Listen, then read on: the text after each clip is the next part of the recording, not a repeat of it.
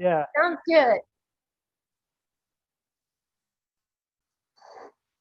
What is up, everybody? Welcome to Wine Talk with Tesh. I am very excited to have all of you guys here for this one because this is the first Wine Talk with Tesh since winewithtesh.com went live. And I gotta tell you guys, Joni's in the back. That's exciting. I appreciate all the love, guys. Everybody who has come together to show support for the new business, for me to get it off the ground, and for me to even make it happen. It's been a long time coming for me to be able to do something on my own, which I've always wanted to do. And COVID just kind of gave me that push that I needed, and you guys' support in all of the ways, subscribing on YouTube, liking all my posts, putting up with all my silly memes. It means the world to me. So sincerely, thank you guys for joining. If you have not already done so, pour yourself some of the Ribolla Gialla. And before we jump into this, I'm gonna say a couple of shout outs, just real quick, man, to my guy Jordan, who's behind the camera, making all the magic happen on all of the platforms, Nice. and Fluid Concepts. Go check them out, give them a like, give them a thumbs up, and show them some love. Also, Jordan runs his own channel, Home Bar Pro, right, Jordan? Yep, Home Bar Pro on Instagram and YouTube. On Instagram and on YouTube, Home Bar Pro. Go like that, follow him. He's the man. He makes incredible cocktails, and he's taken nothing but incredible care of us, as you can see from the screen in front of you. So, without further ado, I want to introduce you to our guest. She's a good friend of mine. I'm gonna let her introduce herself here in a second as well. But the whole reason why I wanted to have a guest and really have a guest that is a friend is because a lot of winemakers are really boring. And I got none but love for you winemakers. Some of y'all are my friends. Don't take this personal. But I wanted to have somebody who kind of shares my enthusiasm for wine. So Joni, she should be popping up on your screen any minute now. I know she's on Instagram already. Joni is a good friend of mine. Joni, who the heck are you? Why are you here? Am I live, Tesh? You are good. Okay, well, listen, Tesh and I have been friends for a really long time. Scott, for me, I think it goes back to when you were the wine buyer at Piatti. At Piatti, yeah. Right?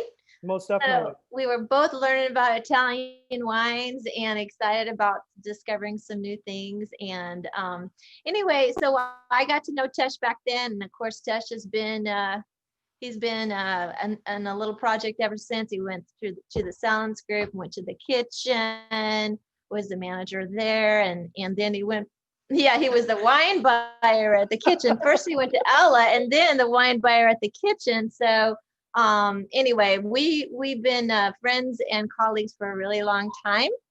We have. And that is why I am here. What I do is I sell wine for Regal Wine Company as a distributor, and I sell wine to restaurants and fine wine shops. So this is why we keep running into each other. So And in yeah, the meantime, I've also, like Tesh, I went through the whole Master Sommelier program just for the certification. So I am also a certified sommelier. Right, I will Tesh? give you I will give you your $20 later for saying that. I appreciate you. No, Joni and I have known each other since the days of Piatti. For those of you guys who have followed my career and my restaurant life, I was at Piatti, and Joni came in, and her boss Brian was the original person that I met from the company that she's at, which is called Regal Wine Company. And he introduced her, and Joni and I were like, we hit it off. We became friends immediately. Yep. And it helps that she has good wine, as you guys are Yep. about to find out. That's right. So, Joni, thank you for making time for being here. I appreciate that. Thank you. It's really fun. This is my first Awesome. Zoom wine tasting event. Woohoo! It's dope. It's easy. We just drink at home and talk shit, and it's cool. Exactly. So, for those of you who are at home who are doing a food and wine pairing, if you have shrimp scampi and you made it, put it on the plate and start enjoying, and wash it down with some of this Ribolla Gialla as we go through this. All right. And we'll talk about some other things that kind of come to mind towards the end of like each wine. We'll talk about some other things that come to mind in regards to pairings as we go. So first and foremost, Jordan, can you put up the map for Italy? Because we're in Italy, right? For both wines. Yes, we are. So Joni, the first wine, Ribolla Gialla, you know some fun facts about this grape. Can you tell us about generally where it's grown in Italy, and kind of like what's unique about the grape? Yeah, there's a lot of fun things about the great Ribolla Gialla. It is well known in this part of Italy, which is the Colia, and also up in other areas of northern Italy, and in Venezia Giulia. It's also a very well known. It's like the grape of Georgia, the country of Georgia, which is right across the the border from Italy. So it happens to have a home in all of those areas there, and it's an ancient grape, and it is extremely versatile. It originated as a sweet wine. It made a delicious sweet wine, and it also makes a fantastic sparkling wine. And it happens to be the original wine that was used for, I don't know if you're familiar with orange wines, which has become kind of a thing lately among geeks and sommeliers trying wines that have had extended contact on the skins. Well, Ribolla Gialla happens to be a grape that a white wine grape that has really thick skin, so it can spend some time in fermentation. So anyway, that's another fun fact about Ribolla Gialla. Awesome. So you mentioned orange wine, right? And is orange wine? Do you like orange wine, Joni? This is a very loaded question because you probably sell some orange wine, don't you? I have some natural wines in my book. I have had orange wines in my book. Right now, I don't. And so here's the answer to that question: is yeah, sometimes they can be quite good. They're always interesting. That's a really nice way to say that they're not always good. Skin contact is really cool, right? When it comes to red grapes, in my opinion. And there are some exceptions to this, like that are really well done, right? Like Joni just said, obviously Ribolla Gialla is the original grape that was used to make orange wine, that style of wine. There was one that I had, it was a Zinfandel that went through carbonic maceration. And as a result, it had this very bright, beautiful, like it almost looked like a dark rosé instead of an actual Zinfandel. And it was made by what's his name, Chris from End of Nowhere. It was a very unique wine. I loved it. I thought it was really cool, really geeky. Not for everyone. So if you're looking for like, right, if you're looking for something that's like a straight up crowd pleaser, that's probably not for you. No, right. But that being said, if you're feeling adventurous and you want to have something different, I think an orange wine is a great way to go. Try it. It's Right? fun. It's fun to experiment. But in Yeah. the meantime, what we're tasting tonight Mhm. is not an orange wine. It is not. Important to make that distinction. It hasn't been, it's a still white wine from the Ribolla Gialla grape. It is a dry white wine.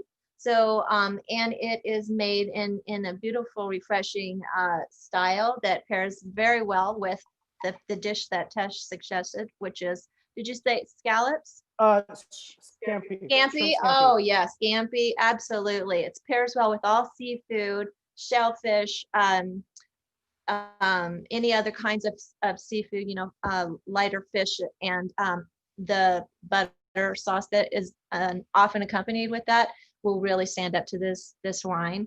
If you'll notice, when you, I'm sure, because you do this with Tesh all the time, you've already poured yourself a glass. Yeah, Right? keep pouring.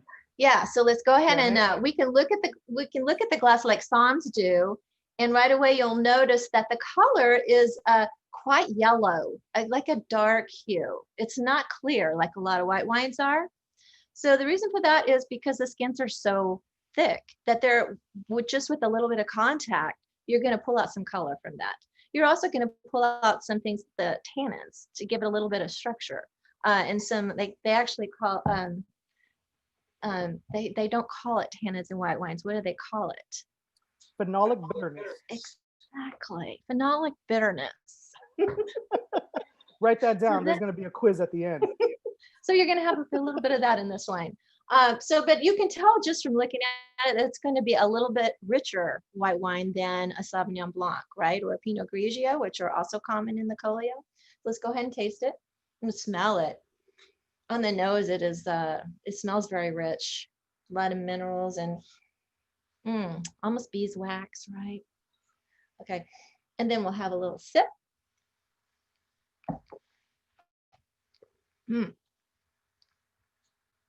That is delicious. You can taste all the aromatics that you had on the nose. You can taste those flavors are coming through on the palate. So a lot of floral qualities and like some really pretty citrusy qualities, rich, and there's a mineral note that is on the mid palate there that kind of comes through on this wine all the way through to the end. So that makes it a little bit more full-bodied as well. Wouldn't you say? Oh, I agree. I think that we lost the Facebook feed there. But Oh, okay. connect here just I think I'm still on, maybe. Are you? Okay. Maybe Well, I don't know. I can see myself, but not you. So we'll That's talk okay. on the We can show it Instagram. on Instagram. Yeah. That this wine is very, very complex, in my opinion. Mm-hmm. I think it, like you have that initial sip, and then I'm Here we good. go. There we go. Now I'm back. Sorry about that, Okay. guys. Some kind of glitch on my computer. Once again, technical difficulties. Oh my goodness. We're back though. So this wine to me, like you look at it, you smell it, and immediately when I smell it, I start thinking like seafood a little bit, right? Because it just kind of like leans in that direction due to like maybe like a little bit like that citrusy, like grapefruit aroma, and you really get that on the palate. I feel like you get like a little bit of a grapefruit, and for me, the complexity of that, like moving into like a little bit of stone fruit and how long it sits on your tongue. For me, like this is totally drinkable on its own. Not your everyday, like I would say, like not your everyday, like something that you just want to slam, right? Right. No. Because it just has so much going on, like Italian wines, right? And Yeah. correct me if I'm wrong, Joni. In this, Italian wines to me, like they're made to go with food. Right. No, and every Italian will say the same thing, that their food tastes better with wine, wine tastes better with food. Exactly. So That's let us know in the comments if you guys have any questions about Ribolla Gialla, which is how it's pronounced, by the way. Say that 10 times fast. And for those of you who are doing a food and wine pairing at home, and you guys did make steak and shrimp, let me know how this is pairing up with the shrimp. Yeah, tell us how it works out. Me myself, I had a sweet potato and lentil chili for dinner. Because I'm tired How's of it pair with that? Not good. It's actually not bad, but it's you know, I'm tired of looking at my double chin on this camera, man. Y'all making me self-conscious every time we do one of these. You know what I'm saying? I do. So you do, you do. I know what you're saying. We all have to worry about that when we're in this business. I know, right? I do have a comment in the chat that Nora smells hints of tea. Hints of tea. What kind of tea? Tea is very it's a broad subject there, Aunt Nora. What kind of tea are you smelling? Like chamomile?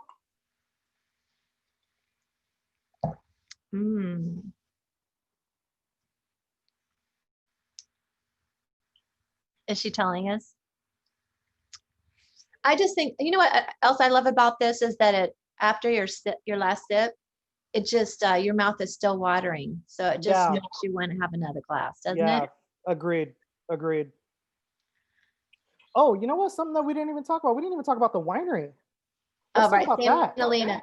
Well, right. Okay. So the winery is Tenuta Saint Helena, and it is in the Colia, as I was talking about before, which is a really unique part of northern Italy that has a lot of minerals, a lot of sea. It's a former seabed that's been raised, and so a lot of the soil has fossils.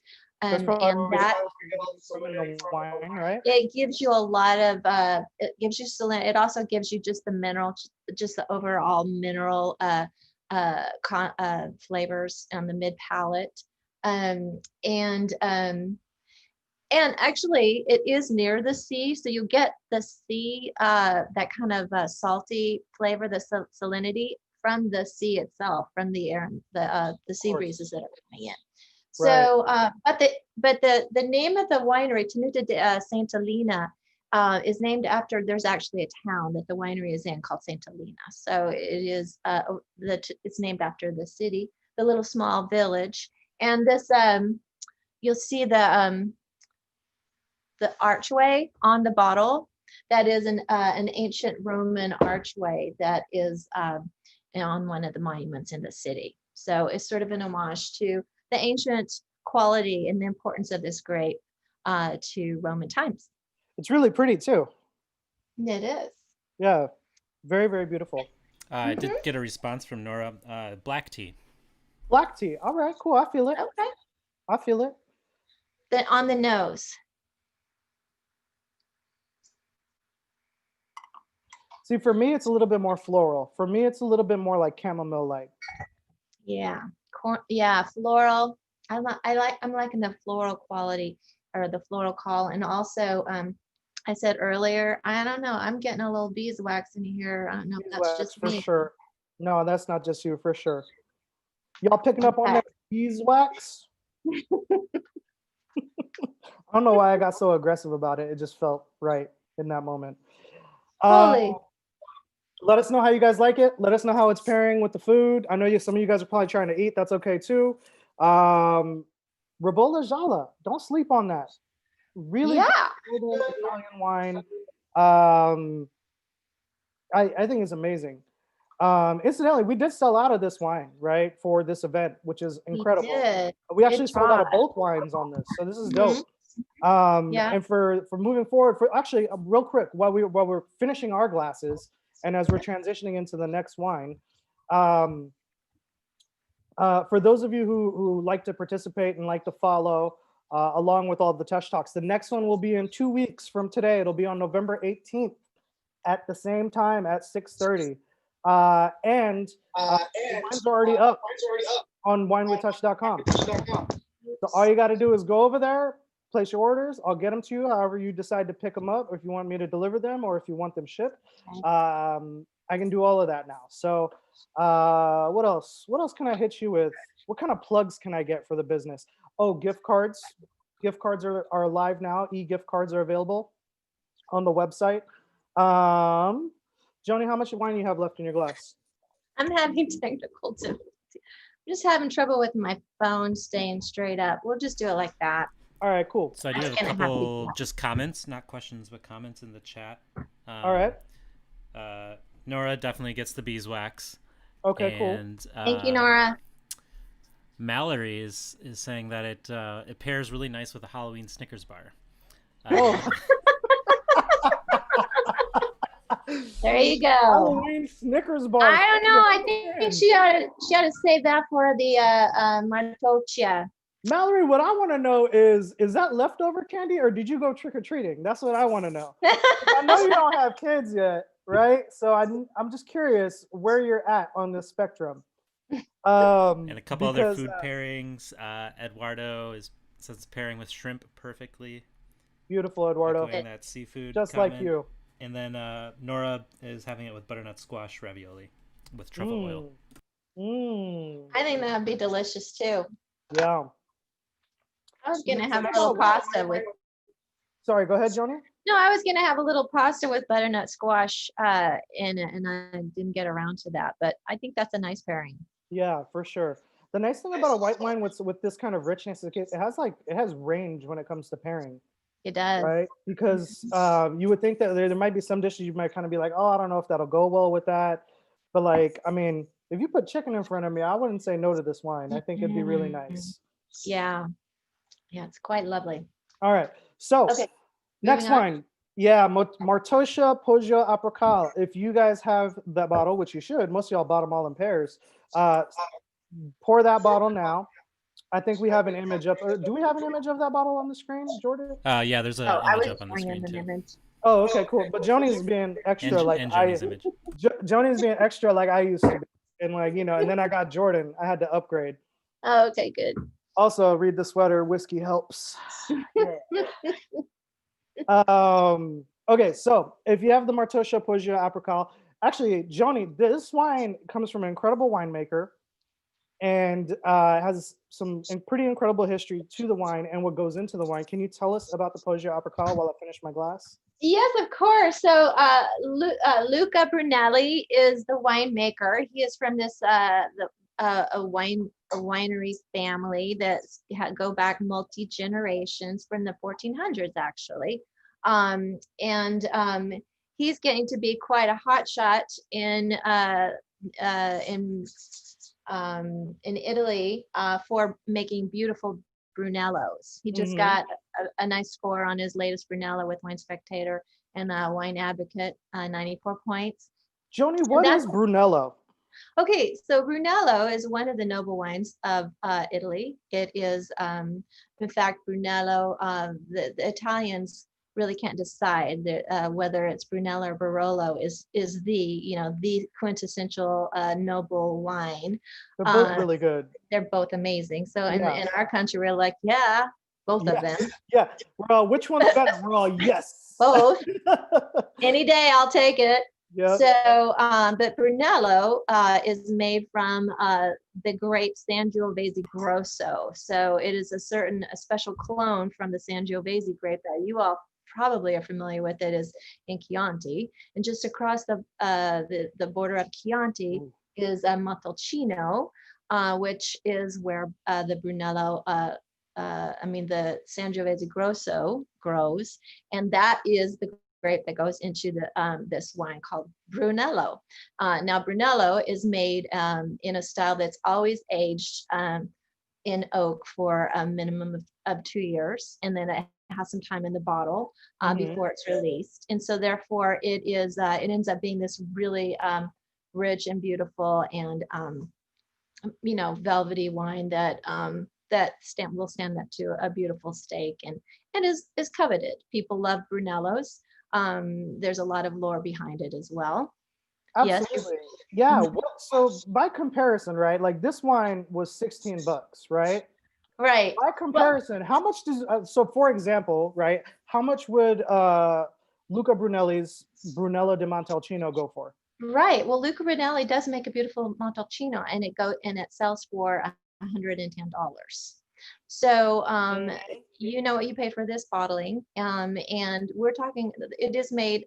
There are 2,000 cases made of this wine, so it's very small production, and it's made in the same care that his Brunello is made. It is made from younger grapes, and spends less time, very little time, 3 months in the barrel with oak. And that's why he's able to make this really light, lush, kind of fruity and delicious wine, and have it available for your baby Brunello, if you will, on a Tuesday night. And actually, you can enjoy it Tuesday, Wednesday, Thursday, and Friday night if you'd like, and open up your Brunello on Saturday night. So baby Brunello is typically called Rosso di Montalcino, Rosso right? di Montalcino. So we could probably call this like newborn Brunello.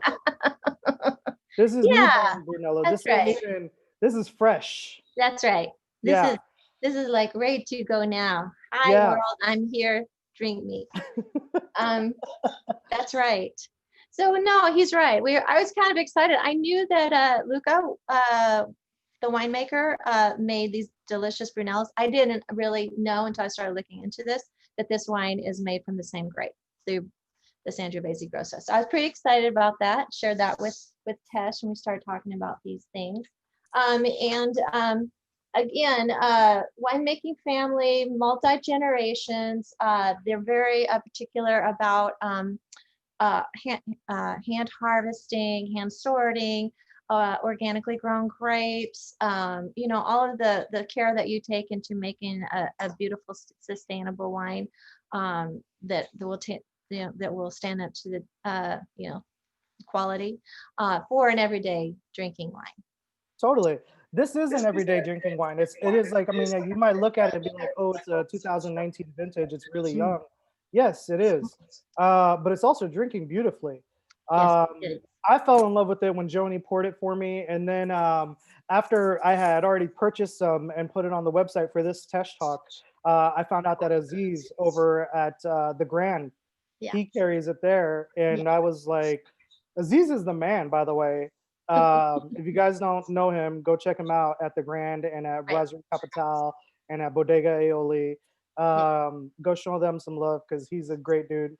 And we love him. Has great wine taste. He does. Yes. Because we both like this one, so I'm gonna Well, and the other cool thing is this is a wine that he kind of discovered. It's we generally bring this in for these small small events where we have luncheons and we invite buyers to it, and then they special order this wine. But because of COVID, we were not able to have those luncheons, so we brought in a few cases for us to play with. So, which is kind of cool. So it's super unique. You're not going to see this in any store, and that's another thing that's really cool about it. That is really cool. Those are the kinds of wines that I want to like be a part of, right? It always has been. Even when I ran the beverage program at the kitchen, I was always trying to get my hands on wines that like weren't really accessible other places, right? I feel like the point of me starting my own business and being a personal somm and being available to you guys for whatever is to get your hands on something that you probably wouldn't try otherwise, Yeah. So that's what you asked me for when you first said you're opening up and you wanted to do something really cool. Yeah. Joni, does this wine see any oak at all? Okay, so that's a very good question. It is fermented in stainless steel, but then it goes into oak for only 3 months. Okay, cool. So just a touch of oak. Just a kiss. And I'm imagining, and this is purely based on price point, I'm imagining it's neutral oak. It's not in the tasting notes, but I think you're right. I think it probably is neutral oak. I mean, for those of you who don't know, new oak is incredibly expensive. It's like $1,200 to $1,400 per barrel, right? Yeah. So if you're ever wondering, like wines sometimes have a tendency to be so expensive, it's because oak is really expensive. And if it has an oak, like a new oak aging process for like however long, if you take a big bold Napa Cab and you put it in a $1,400 barrel and you can't do anything with that for 3 years or however long you decide to age it, that's an expensive turnaround. It's an expensive time to put on barrels and not have anything come in while you're waiting for it, right? Right. So this is 3 months in the barrel and 3 months in the bottle, and then it's ready to go. Beautiful. What I get on the nose with this wine is a lot of sour cherry. Oh yeah. Yeah, like from I that do too. Sangiovese's, like it's definitely like a sour Yeah. cherry just jumps out at me. That's Which is what we love classic, about like, Sangiovese. yeah, absolutely. Who doesn't love cherry in their wine, right? That's right. Yeah. I The would. other thing, Nora's saying in the chat she gets chocolate covered cherries as well. Oh chocolate yeah, covered cherries. me too. I agree with her. Who said that? Auntie Nora. I agree with you, Auntie Nora. Auntie Nora's feeling some kind of way. Chocolate covered cherries, like black tea. I love it. I agree with her. I think it's a really good call. Yeah. When you I get do to actually the have a palate, question here. oh, okay, hit us with the question. From Alicia. How many times can those barrels typically be used for making batches of wine? So those new barrels, right? They don't go away after the first year. The first year is when you can call it new oak. Right. After that, you can use it for 2 to 5, 10 years. There's like Foudres, which is like large French oak barrels that get used for like, 7 to 12 years. Like they can get used down the line. So the difference is that new oak imparts a whole different level of like vanilla and tannin to the wine, like baking spice to the wine. It's on like a different level than you would get out of a maybe even like a once used barrel. That's the question. So it's not like one and done. And I don't know of any winery that would take their barrels and just be done with them on the first round. Oh no, they'll use them. They'll use Yeah. them. Either they'll use them, right? Or if they're like strictly like we only use new oak in all of our wine, they'll sell them to someone else at a discounted price. Because everybody's always looking for oak. And if you can get used neutral oak, right? There's something to be said about that. A lot of whiskeys have found a great marketing campaign for that reason. Like I think it was like Glenmorangie, for those of my whiskey drinkers who are out there, like me, whiskey helps. For those of my whiskey drinkers who are out there like me, like Glenmorangie bought some barrels from probably one of the best dessert wine producers in the world, Chateau de Chem. Oh. And they age their scotch in Chateau de Chem barrels. Oh wow, that's cool. And then they proceed to charge you like $2,500 per bottle. But for a geek like me, that would be something that'd be really fun. Like if I ever had an opportunity to try, that would be super cool, because Chateau de Chem it's a kind of a unicorn wine. And so the used barrels that come from that house carry that stature with it. Like, oh, it's from Chateau de Chem, Yeah. That was a really bad French impression. I'm so sorry. I do have another question here. Let me get it up on the screen. From Eduardo, when should you aerate the wine versus pour straight? What is the recommendation for this? That's a great question. You want me to answer that? Go for it, Joni. Okay, so you know what? I was wondering that myself with this wine when I opened it up today. And I don't think you need to aerate this wine at all. It's delicious as soon as you pour it into your glass. So if you were to have a bottle of maybe the Brunello or many other wines that have spent a little bit more time in the barrel and the bottle, they may need to open up to kind of soften up a little bit and to fully express themselves. Is what happens with a little oxygen in the wine. But this wine right here, I would just go for it. I thought it was delicious right out of the gate. Yeah, you pop the cork and you're good to go. Yeah, and you don't have a lot of, I mean, you have some nice tannins. You have like sort of just right tannins that you don't really kind of want to mess with. You're like, yeah, that's good. I like it a little chewy, but it's got beautiful fruit. I wouldn't want to lose any of the fruit by having it open to the air too much, because the fruit's delicious. So yeah, I wouldn't do it on this wine. And to elaborate on that, Eduardo, man, if you pop open a bottle and you take a sip and you're like, something's not quite right, something's not quite hitting me the way it should with this wine, right? Especially for something like okay, I'm gonna use a really, really this is on YouTube now, so it's gonna be there forever. I'm not knocking on anyone at all.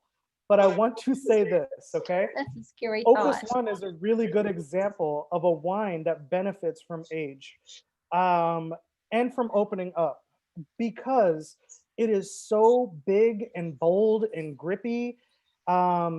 like we have a sip of this and you feel a little bit of like that cotton mouth thing from the tannins, right? But Opus One is like you'll like straight up cotton mouth. It'll suck your lips right into your face, right? That's an example of a wine that would really benefit from age and or decanting and letting it breathe and open up.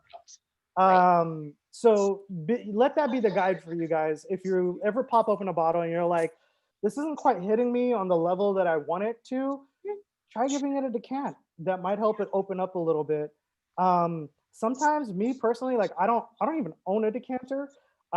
You guys are gonna laugh at me because you know I'm a som, but I'm kind of like the ghetto som in your life.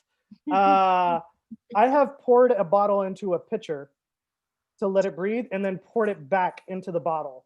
So I double decanted it, right, by pouring it into one vessel and then pouring it back into the bottle, and just giving it some air to breathe in between. And that helps for wines that are a little bit too big and too bold. There are some white wines that you can decant, but probably a little too geeky to really worry about, right? Like, Yeah. I've had people ask me to decant some weird stuff at the kitchen. Like, I've had somebody ask me to decant like a dessert wine, and I was like, sure. There's so much sugar that There's so much sugar, yeah. Like, and at the end of the night, like you've been drinking for like 4 hours at the kitchen, right? Like, it's no, yeah. I'll decant that dessert wine for you. Whatever makes you happy, sir. of course you do decant port, aged port. You do. There's a whole other reason for that. Right. Again, right. So different. There's always going to be like specific scenarios where Right. like, hey, this could benefit from opening up. To answer your question again in a nutshell, if you pop it open and you feel like it's missing something, decant it. Yeah, Okay? there you go. Yeah. You'll buy that, right? I do All have right, another And I question would go here. with this one. This Yeah, delicious right go out with the this box. one. All right, Jordan, hit us with the next question. So I've got a question here from Mallory. Mallory. My wine bottle says Martoccia. Is that the same Oh, as yeah. Brunelli? Yes. This is a good question. What's the name of this wine? Is that what the question is? This wine. Yeah, that's a good Is that what her question is? I think so. It's she asked if it's the same as Brunello. No, it is not the same as Brunello. Oh, right. So No. Joni, what does Martoccia mean? Why is that on the label? Okay, well, it's the Martoccia family. Okay, that's the family. But okay, so here's the thing: is it's Martoccia di Brunelli, not Brunello. So the family is Martoccia di Brunelli. That's the name of the family. Right. The winemaker's name is Luca Brunelli, not to be confused with That's right. Brunello. That's right. We're not trying to confuse you at all here. Totally. Drink some more. Everything will be fine. That sounded really creepy as soon as I said it, and I apologize. No, I wondered that myself when I first got this wine in our book. I said, okay, wait a minute, Brunello. I'm very confused. But yeah, the family's name. So there's an ancient part. Martoccia is generations, and then Brunelli is their name now. So it's Martoccia di Brunelli. Okay. That's the family name and the winery name. And his name is Luca Brunelli. That's the winemaker. But it's Brunello. So the bottle of their Brunello is actually called Brunello de Montalcino. Does that make sense? Yeah. Okay. Very confusing, but yes, it does make sense. But they try to kind of separate it a little bit by calling this the Poggio Apricale. Yeah, they tried to make their Brunello really cute by calling it Brunelli de Montalcino, which I see and I respect and I love them. Yeah. Is this 100% Sangio? No, it is not. Okay, what else goes in here? It has a little bit of Merlot. Okay, cool. Which we're very familiar with.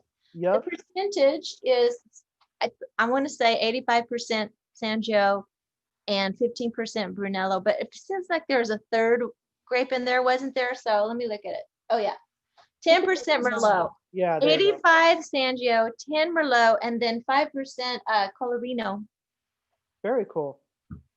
Very colorino. Florino. Hmm. um, all right, cool. So tasting notes, right? So I smell a lot of sour cherry on the nose. Also, it's very rustic. Like it's super earthy. Hmm. A little bit of a barnyard funk, right?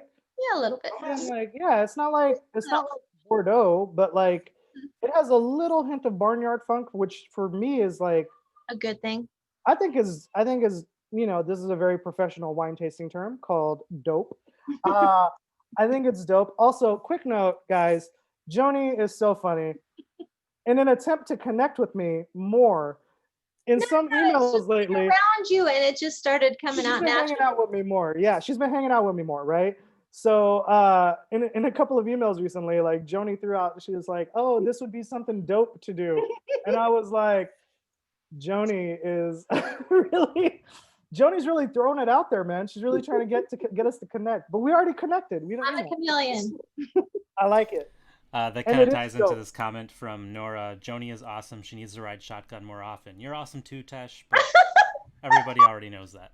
This is not wine talk with Joni, god damn it. What the hell? Look, there's a We're reason gonna why, start a show, Tesh. absolutely. No, this is why I had Joni on, guys. And Auntie Nora, thank you for saying that. Because so a lot of people do these virtual wine tastings, right? One, they don't supply you the wine. And I feel like that really misses the mark. What's the point of I a agree. if I can't taste what you are describing? It really takes away from it. The second thing is I've in case you haven't noticed, I've been really hesitant to have guests on because I think I've had one other guest, Sarah Wilkerson, and Sarah's awesome. So she's an exception to the rule here too. But like I've seen a lot of virtual tastings, and again, I'm not knocking on my winemakers, but they have a tendency to be really Detail oriented. yeah, that's what I was gonna say. Detail oriented. Thank you, Joni, for the more professional terms. Um, they're very detail oriented, and it gets a little dry, right? So we Yeah. wanted it to be fun. I need it to be fun because wine is fun. Wine is for cracking open with So friends. the first And thing, the yeah, first thing I did is I told Tesh, it's like, we've got all these winemakers. I can actually get you hooked up with the original winemaker to do one of your Tesh talks. So, and he's like, yeah, I don't think so, Johnny. I'd rather have you do it. real talk. So That's I, literally the way that conversation happened. I appreciate that. And I get it too. I mean, we've all been to many of those presentations. So we do both know, Totally, can be. totally. There is a rare exception, but even so, they've spent so much time working on that wine. They want to tell you about it. They do. And some people want to know all of that, but a lot of us are not really that. We don't need to know all of that. Listen, I'll always try and hit you guys with the geeky stuff, right? Like I want you to know the percentages of the grape that goes into it. I want you to know what the aging process is of the wine and why it's unique and what makes the wine special. But ultimately, I really want you to like the wine, Right. right? That's, Um, we want you to love wine. yeah, yeah, yeah. So like, yeah, actually, so just for clarification, for those of you guys who have purchased the Gota de Arena Tempranillo from Joni, from those of you guys who have purchased the Béchot Lemoine Champagne, which if you haven't picked up yet, I have 6 bottles left of. Get that. That champagne's amazing. That's from Joni. What else? The Carmel Road, single vineyard, first row. It doesn't get more specific than that Pinot Noir. It's amazing. That's also from Joni. Joni has an Not very incredible much left portfolio. of that one though. Say that Remember, again. there's not very much left of that Carmel Road first row There's one. not. I have 10 bottles left. Okay, that's So good. yeah, and I picked up 2 cases from you like a week ago. So yeah, it's going quickly. People really love that wine. Um, I'm not trying to sell it. I'm just letting you know facts. I know. Okay. Oh, so going back to this wine. So when I recommended, first of all, real quick, did anybody make a tomato garlic sauce out there? Let us know in the comments if you did. If you didn't, that's okay. If you just had steak, that's cool. I want to know how it's pairing because I think that this is a great wine for steak, especially for being as young as it is, right? It's not super bold and grippy, but it still has just enough to offer to you in terms of like the earthiness and the rustic charm that this wine has. It's kind of like forest flory, like if you will, like. And I know that sounds really weird, but like if you could just imagine you're walking through the forest floor and you pick up a handful of mud and leaves and you just stick it in your face. And And everybody loves that experience. doesn't everybody love that? Mhm. If you haven't done it, get it together. All right. Joni, what else Yeah, you I got want for to us? say something Oh, okay. about the wine pairing because you brought up something Hmm. that I think is really important when it comes to pairing these wines with you said steak, and then you suggested maybe a I suggested a tomato garlic like sauce to go on top of the steak. yeah. Okay, see, I think that's really good because first of all, Italian wine is really made to go with Italian food. 100%. I mean, it's the wines that they make in the villages where they cook, the foods that are known for that area, and the wines just so happen to also be the perfect, pairing for the wines that are in the village, right? So if you're in pretty good shape if you have a recipe that's from Tuscany, that has lots of tomato sauce, or like a bolognese sauce. You're pretty safe to get a Tuscan wine, which is what this is.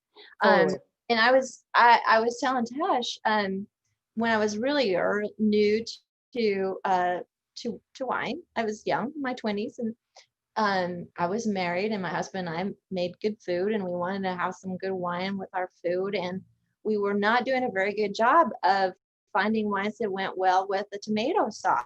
We didn't, we were trying Zinfandel and Cabernet, and which we loved those wines, but they weren't quite doing it for us. So we went to a wine shop and said, we're having trouble pairing our wine with our food with the red sauce with a wine. What goes with tomato sauce?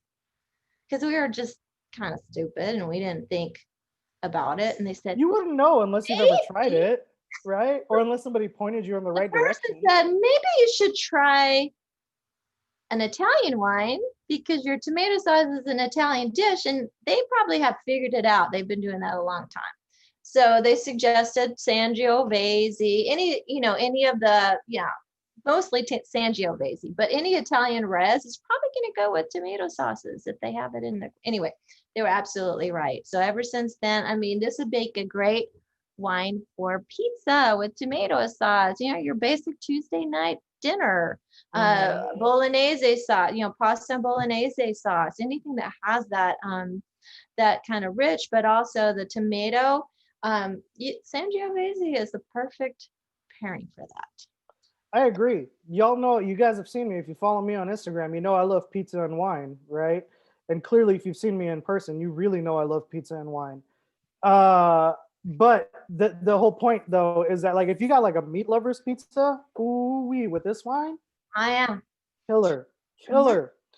Yeah. But I wanted you to be fancy, and because I recommended shrimp scampi for the other wine, I was like, yo, if you're making scampi, you got to make steak. Like you There you can't go, surf and turf. surf and turf, dude. Mhm. I Is did there that. anything else that we didn't touch on this wine? I don't think so. We covered a lot. We did. Mhm. All right, guys. I think we're going to wrap it up. Jeez. Thank you all so much for tuning in. Joni, thank you so much for No, it was really participating fun. and being here, for supplying the wine, and for bringing all of your knowledge to the plate about these two particular wines. And thanks for making it fun too. We appreciate you No, very much. I mean that's why I want to do it because your things are always so much fun. I thought it would be pretty cool. So thank you so much. I love what you're doing, Tesh. Thank you. I appreciate it. All right, guys. My birthday is on Friday, okay? And I don't know if y'all know this, but I'm a little conceited. Somebody asked me, why'd you name it Wine with Tesh? And I was like, because I'm man, like I like, it's me, baby. It's what I gotta do. Also, I found it incredibly adorable. A couple months ago, Eliza she set up a couple of boxes and a book and a stack of diapers, and she put the book on top and folded it up. and she's sitting in the corner, she's playing, and she was like, "Hi everyone, welcome to Wine with Eliza." And I'm like, "Oh my god, like this is so dope." So for those of you who don't know, Eliza is my 5-year-old daughter. She is now 6, and it was just the most adorable thing ever, and it was really really cool. So yeah, thank you guys for the support. Please tell your friends about winewithtesh.com. Tell them how we're trying to have fun with it. Tell them about all the cool stuff that you're popping open and you're drinking. Okay. Yeah, he's picking that out would some really, really cool wines. He really is. Yeah, thank you. And for those of you who are trying to find like hard to find or specific stuff, right? Joni and I actually we were just had a meeting about it today. We're talking about getting our hands on some like extremely highly rated um, rare wines. So if you're in the market for those things, stay tuned because they are coming. Okay. All right, guys. Next Wine Talk with Tesh. The wines are already up on the webpage. Click on Wine Talk at the very top, and it'll show you which wines you need to purchase. I think we're doing the Perlage Prosecco, and we're doing Domaine de Haut Troglodytes, which is a Cabernet Franc. Both of those wines are going to be amazing, and I'll see you guys in 2 weeks. Once again, shout out to Jordan. Check him out at Home Bar Pro, at Home Bar Pro. Go find it, like it, show him some love. That's my dude. Okay. I love you guys. I hope you guys enjoyed the wine. I hope you guys enjoyed your food. We'll see you guys in 2 weeks. Okay. Thanks a lot, guys. Bye. Take care. Thanks a Much lot. love. Bye, guys.